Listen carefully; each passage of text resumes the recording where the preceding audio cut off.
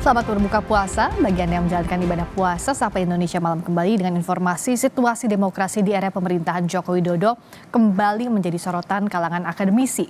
Pemerintah dinilai mempraktikkan politik dinasti dan menyalahgunakan kekuasaan dalam pemilihan umum. Berdasarkan indeks demokrasi yang disusun oleh Economist Intelligence Unit, Indeks Demokrasi Indonesia tak pernah melebihi skor 8. Pada 2012, skor Indeks Demokrasi Indonesia 6,53. Di awal pemerintahan Joko Widodo pada 2015, skor Indeks Demokrasi Indonesia sempat meningkat di angka 7,03. Namun skor Indeks Demokrasi terus menurun pada 2017 dan 2018, skor Indeks Demokrasi Indonesia 6,39. Pada 2021 dan 2022, skor Indeks Demokrasi Indonesia 6,71. Economist Intelligence Unit mengkategorikan skor 6 sampai 8 sebagai flawless democracy atau demokrasi cacat. Politik dinasti menjadi salah satu yang dikritik kalangan akademisi. Survei Litbang Kompas pada Oktober 2023 menyebut 53%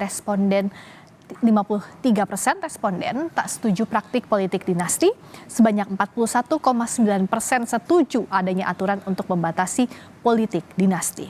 Lalu bagaimana seharusnya pemerintah merespons kritik dari kalangan akademisi? Kita akan bahas usai tayangan berikut ini. Ya, kita kritik bangsa kita, tapi kritik yang membangun. Jangan kritik merasa semua jelek. Kalau jelek pindah aja kalau dari Indonesia ini. Sejumlah guru besar dari berbagai universitas di Jabodetabek menyampaikan seruan Salemba 2024. Mereka menyoroti mundurnya demokrasi dan hukum di akhir pemerintahan Joko Widodo. Mereka menilai banyak kebijakan negara yang mengabaikan kepentingan orang banyak dan hanya menguntungkan segelintir elit.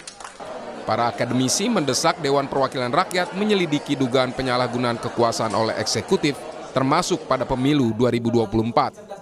Dilakukannya reformasi hukum, khususnya atas produk perundang-undangan terkait politik dan pemilu, dan berbagai peraturan perundang-undangan lain yang berimplikasi pada hayat hidup orang banyak dengan proses transparan dan akuntabel, serta tidak lagi merumuskan hukum yang substansinya mengabaikan kedaulatan rakyat.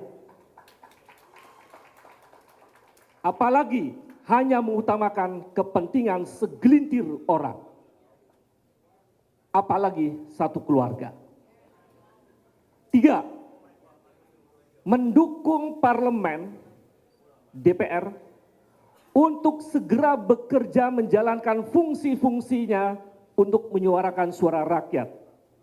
Melakukan pendidikan secara terbuka terhadap penyalahgunaan kekuasaan yang dilakukan oleh eksekutif presiden agar dapat dipertanggungjawabkan secara konstitusional. Ingin menunjukkan bahwa kampus yang selama ini dibilang baru turun gunung, kita tidak pernah pergi ke gunung, kita selalu ada bersama rakyat. Kita selalu mengamati, observasi, dan juga meneliti mengenai masalah-masalah dari masyarakat. Sehingga pada hari ini kami mengemukakan berbagai masalah yang kita hadapi pada saat ini. Kemudian tadi juga sudah mengajukan sejumlah usulan. Apa yang dilakukan pemerintah? Siapapun pemerintah itu, akan tapi kita berharap bahwa pemerintah ke depan itu adalah pemerintah yang akuntabel, yang bersih, transparan, dan mengutamakan kepentingan dan kesejahteraan rakyat. Seruan memperbaiki demokrasi juga disampaikan para akademisi di Universitas Islam Indonesia Yogyakarta. Mereka menyoroti praktik politik dinasti Presiden Jokowi serta menyerukan para aktivis untuk menjadi oposisi permanen terhadap politik dinasti. Kami menyeru tokoh kritis nasional untuk bersatu dan membuat oposisi permanen melawan rezim politik dinasti yang menjadi predator, pemangsa, dan pembunuh demokrasi di Indonesia. Sebelumnya pada Rabu lalu, sejumlah sivitas akademika UGM menggulirkan gerakan kampus menggugat di gedung Balairung Universitas Gadjah Mada, Yogyakarta. Dalam orasinya, Wakil Rektor UGM, Ari Sujito menyebut penyelewengan konstitusi yang terlembaga saat ini tak akan dibiarkan masyarakat sipil dan kalangan kampus. Konstitusi begitu mudah diselewengkan, konstitusi mudah diakali, dan itu nggak mungkin akan bisa diselesaikan dalam waktu dan dalam cara-cara yang formal. Bukan kali ini saja para guru besar bersuara. Sebelum pemungutan suara pemilu 2024, kalangan akademisi juga menyerukan kritikan kepada kondisi demokrasi era Jokowi. Ketika itu Joko Widodo merespons dengan menyebut semua orang bebas berpendapat. Ya itu hak demokrasi, setiap orang boleh berbicara, berpendapat, silahkan. Ya. Menteri Koordinator Maritim dan Investasi Luhut Binsar Panjaitan menyebut telah banyak perbaikan di era pemerintah Joko Widodo. Menurut Luhut, kritik haruslah membangun. Luhut mempersilahkan pihak-pihak yang terus menyampaikan kejelekan pemerintah untuk angkat kaki dari Indonesia. Kita semua harus bangga jadi orang Indonesia. Ya, kita kritik bangsa kita, tapi kritik yang membangun. Jangan kritik merasa semua jelek. Kalau jelek pindah aja kalau dari Indonesia ini. Ya saya suka kesel juga kadang-kadang bilang ini kurang Allah. Aku tanya juga, saya lihat sekarang dulu waktu dia jadi pejabat apa kerjanya, tak jelas juga. Kan sekarang jejak digital kamu kan kelihatan. Jangan sombong lah kau bicara-bicara kritik kau, you have done nothing. Atau mungkin the other way around, kau tuh juga mencuri waktu kau menjabat. Kita pejabat-pejabat itu harus berikan contoh seperti Pak Jokowi, dia berikan teladan. Seruan moral dari kalangan akademisi harus disikapi bijaksana. Pemerintah harus menanggapinya sebagai bentuk partisipasi publik yang kritis untuk pemerintahan yang lebih baik. Tim Liputan Kompas TV.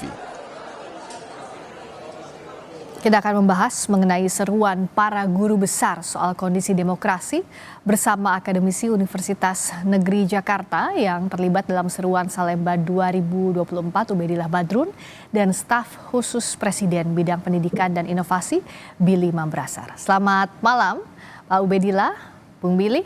Ya, selamat malam. Selamat malam. Saya ke Pak Ubedillah dulu. Apa dasarnya menyebut situasi demokrasi Indonesia memprihatinkan sampai harus disuarakan kembali oleh para akademisi pasca pemilu ini? Dasarnya adalah data sebetulnya, bahwa faktanya secara empirik indeks demokrasi kita turun. Bahkan turun 9 poin tuh dibanding 5 tahun yang lalu misalnya. Kalau kita lihat datanya Freedom House misalnya, dari 62 skornya sekarang menjadi 52 kurang lebih ya. Jadi data turunnya indeks demokrasi, kemudian data turunnya indeks hak asasi manusia yang skornya hanya sekarang 3,2 juga itu adalah fakta yang memprihatinkan. Kemudian saya kira angka pertumbuhan ekonomi juga stagnan, masih di kisaran 5%.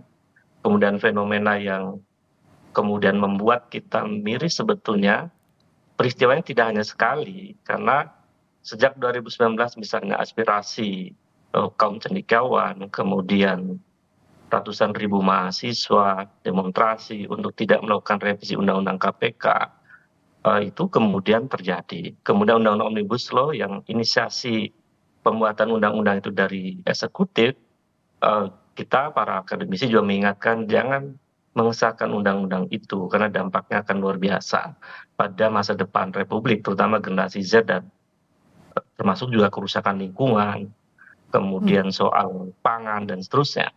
Jadi data-data itu termasuk kemudian terakhir ketika putusan Mahkamah Konstitusi nomor 90 2023 itu adalah fakta yang tidak bisa dibantah, itu pelanggaran etika berat dari seorang ketua Mahkamah Konstitusi yang kemudian menjadi karpet merah dari putra mahkotanya Presiden Joko Widodo.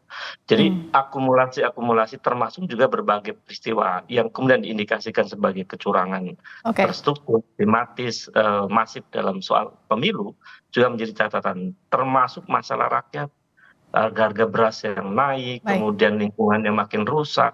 60% lebih masyarakat kita khawatir tentang lingkungan. Jadi di Jadi berbagai sisi. data-data itu yang menjadi dasar. Banyak sebetulnya kalau disebutkan. Oke, tadi politik, hukum, ekonomi disebutkan oleh Pak Ubedillah. Kalau pemerintah respons realnya seperti apa, Bung Billy? Karena ini bukan kali pertama akademisi pula, guru besar pula tidak hanya di Jakarta. Tapi apa selain komentar pemerintah sebelumnya kan bahwa itu adalah aspirasi, tapi apa realnya untuk menanggapi kritik ini? Kalau kita bicara pemerintah kan tentunya ada eksekutif, ada legislatif gitu kan. Dan penyampaian seperti Presiden tadi sampaikan bahwa hak warga negara untuk menyampaikan aspirasinya merupakan sebuah fasilitasi demokrasi yang disediakan oleh pemerintah. Dan dalam hal ini, pemerintah eksekutif mendapatkan check and balance itu kinerjanya adalah tentunya dari legislatif yang kemudian menampung aspirasi dari masyarakat dan kemudian menyuarakan dan melakukan kritik dengan rapat reguler yang dilakukan secara aktif. Nah, kalau kita kemudian memberikan tapi melakukan accusation bahwa demokrasi kita turun dan tadi referensinya kemudian data, maka kalau kita melihat lagi lebih detail dari data, kita mengacu kepada indikator dari Economic Intelligence Unit, itu angka Indonesia itu sebenarnya juga tidak dibilang secara overall turun. Kalau kita lihat dari pemerintahan awal Presiden Jokowi di tahun 2013 hingga di tahun 2023 lalu, itu masih dalam kurva yang linear. Bahkan angka kita itu masih lebih tinggi dari angka negara tetangga, seperti angka Hong Kong dan angka Singapura. Ini kalau kita berbicara data. Dan kemudian, secara signifikan dari 2020, 2021 ke 2023, kalau kita melihat perubahan kurvanya, di dalam Economic Intelligence Unit, pengukuran data demokrasi itu menggunakan 7 indikator, di mana faktor yang turunan itu adalah partisipasi publik, yang banyak faktor yang mengakibatkan partisipasi publik. Yang tadi disampaikan kritik akademisi adalah seolah-olah kalau dilihat dari partisipasi publik justru sipil liberty kita justru stagnan dan cenderung bermasalah. Oke, jadi kalau tadi dari 5,59. Baik, kalau tadi dari data masing-masing kan punya landasan data yang berbeda. Tapi saya mau ke kacamata yang lebih besarnya lagi dan lebih realnya lagi. Terakhir misalnya Pak Luhut, Bung Billy bilang bahwa yang kalau kritik-kritik jelek terus angkat kaki lah dari negeri ini. Apakah ini bisa dimaknai bahwa pemerintah anti kritik? Iya, saya kira itu narasi itu. Ke Bung Billy, sorry Pak Ubedillah, ke Bung Billy dulu, silakan. Jadi ini jangan diklik oleh media ya, karena Pak Luhut itu mengatakan spesifik adalah pejabat, bukan seluruh masyarakat. Pak Jokowi mengatakan seluruh masyarakat punya hak untuk menyampaikan aspirasi politik dalam negara berdemokrasi. Dan itu difasilitasi, buktinya masyarakat dan kampus memberikan aspirasi tidak diganggu oleh pemerintah, bahkan diberikan space, itu bukti bahwa demokrasi berjalan dengan baik. Pernyataan Pak Luhut disasar spesifik kepada para pejabat yang dulu pernah menjabat, sudah nggak menjabat lagi, kemudian mengkritik memalukan, bukan dengan cara-cara yang beretika, tapi seolah-olah orang-orang yang saat ini memegang pemerintahan itu tidak bekerja dengan becus. Padahal mereka dulu waktu mereka menjabat mungkin lebih parah, lebih tidak perform.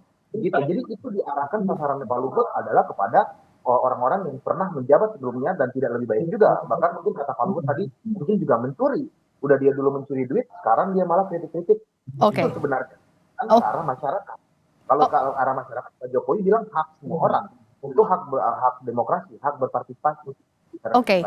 Jadi tadi kalau untuk yang Pak Luhut konteksnya untuk pejabat yang sudah tidak lagi menjabat, tanggapannya Pak Ubedillah seperti apa dan sebenarnya action apa sih yang diharapkan dari pemerintah? Karena kan ini bukan aksi pertama dari guru besar akademisi yang menyuarakan kekecewaannya terhadap demokrasi, tapi sebenarnya respons apa yang diharapkan Pak Ubedillah? Pak Ubedillah? Tampaknya terputus. Halo. Ya, silakan.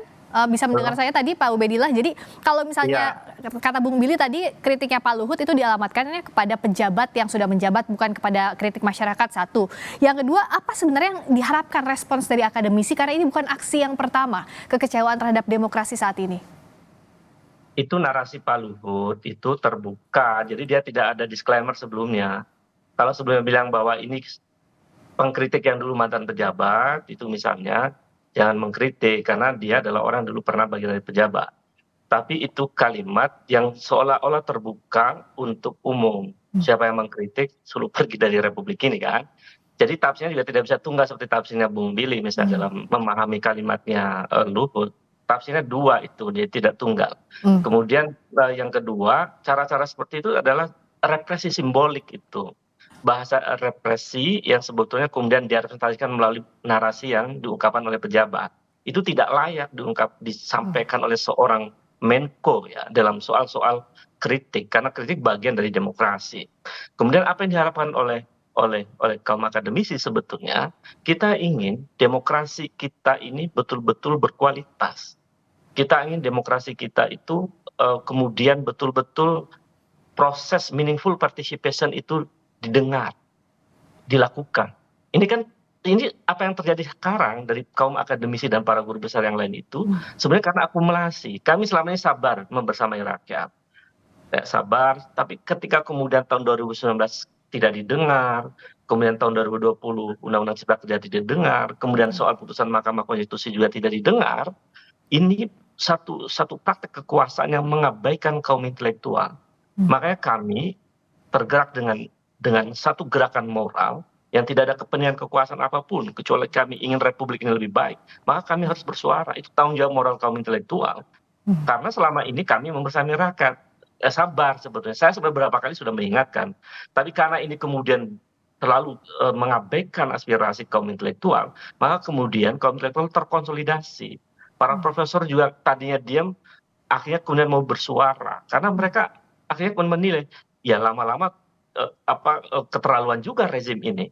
Kira-kira begitulah. Maka kami harus bersuara begitu. Baik, nah Bung Billy menanggapi kegelisahan ini secara teknis mungkin bukan bidangnya Bung Billy, tapi apakah ada rencana pemerintah untuk menemui secara langsung guru besar atau akademisi, bukan hanya semata misalnya pernyataan bahwa itu adalah hak dalam berdemokrasi menyampaikan pendapat, tapi ada atau tidak sih sebenarnya forum untuk bersama-sama membahas apa yang diinginkan dari hati ke hati begitu Bung Billy? Ya, jadi Indonesia merupakan negara demokrasi ya, dengan sistem yang menempatkan kekuasaan tertinggi di suatu negara itu berada di tangan rakyat. Dan kemudian aspirasi rakyat tersebut harus diterima. Itu pesan yang kuat sekali oleh Presiden Jokowi. Presiden Jokowi dan Pak Luhut ya dan semua jajaran menterinya itu berada pada level eksekutif yang tentunya memiliki rapat-rapat reguler yang disebut dengan rapat terbatas, beberapa rapat bahkan saya menghadiri, dan itu suara rakyat itu betul-betul dibahas dengan detail dan bagaimana kita merespons, menanggapi dan melakukan perbaikan berdasarkan check and balance. Tapi jangan lupa juga Mbak bahwa ada fungsi yang harus bermain juga di sini adalah fungsi legislatif, di mana mereka pun harus dihadirkan dan ditanya bagaimana mereka sebagai badan negara yang memiliki mandat tertinggi berdasarkan ya dalam peraturan DPR RI nomor 2 tahun 2018, hak-hak masyarakat, aspirasi masyarakat tersebut seperti ini pun harus mereka sudah semana mereka berprogres pun seharusnya itu juga ditanyakan demikian, sehingga eksekutif berjalan, mandat rakyat masuk melalui legislatif memberikan tekanan dan memberikan arahan bagaimana perbaikan itu dilakukan. Sejatinya para guru besar, para akademisi, para masyarakat diberikan space untuk menyampaikan aspirasi dan didengarkan oleh Presiden Jokowi merupakan bukti bahwa demokrasi di Indonesia berjalan sesuai dengan sistem konstitusi yang berlaku. Oke, kita sama-sama tentu hargai hak dalam berdemokrasi, tapi yang jelas kritik ini harus direspons oleh pemerintah agar kepercayaan publik terhadap pemerintah juga tetap terjaga, tidak terus menurun. Terima kasih atas waktunya Guru Besar dari Ubedillah Badrun yang sudah hadir dari Akademisi Universitas Negeri Jakarta yang juga ikut dalam seruan Salemba 2024. Terima kasih juga Bung Billy Mambrasar, staf khusus Presiden bidang pendidikan dan inovasi telah bergabung di Sapa Indonesia Malam. Terima kasih.